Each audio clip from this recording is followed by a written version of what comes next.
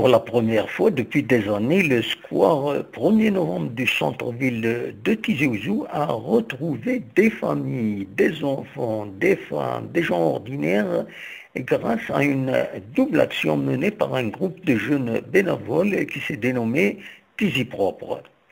Après avoir consacré des journées de nettoyage du jardin et même de désherbage, chaque vendredi, le groupe a organisé une action de sensibilisation ce samedi 10 novembre, suscitant les faveurs du large public.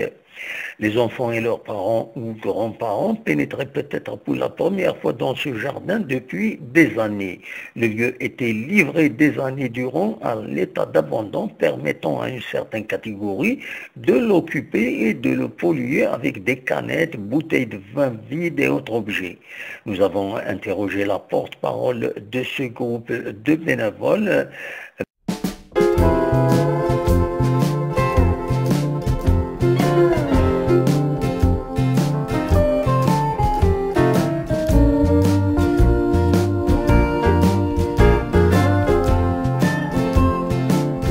Vous avez déjà nettoyé ce jardin avant de faire cette action. Combien cela vous a pris? Combien de gens, combien de bénévoles ont participé à cette opération? Il y a environ un mois qu'on a commencé, on a fait 4 journées de sensibilisation. Les bénévoles, nous étions environ 40 personnes, 30 à 40 personnes en moyenne. C'est tous des jeunes, des étudiants et tout. On a travaillé dur pour que ce lieu devienne propre et pour que ce soit un lieu plus familial. Oui. En faisant cette opération, quels sont vos objectifs? Rendre Tizi Ouzou et les esprits de Tizi Ouzou plus propres, que les jeunes aient plus d'endroits où aller, que les citoyens puissent sortir en sécurité, dans des lieux propres. Oui. Et on travaille pour ça. Vous êtes une association ou vous dépendez de quelle association? Est-ce que vous pouvez nous dire? Pour l'instant, nous sommes toujours un groupe bénévole. Oui. Donc c'est des bénévoles qui viennent au fur et à mesure, mais c'est pas encore structuré en association. Par contre, on a eu pour cette action, on a eu le soutien de la Palège qui nous a fourni des chapiteaux, des jeux et tout.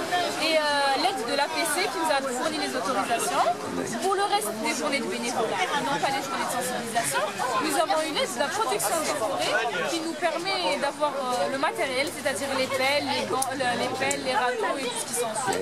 Pour les gants, c'est des dons financiers. C'est soit des particuliers qui nous offrent de l'argent ou qui nous offrent ce dont on a besoin et on travaille comme ça. Ça fait longtemps que vous vous êtes constitué en groupe bénévole comme ça? Ça fait un bon moment qu'on organise ça, mais ça fait quand même très peu de temps. Ça fait environ, comme je vous l'ai dit, un mois qu'on a commencé vraiment à agir.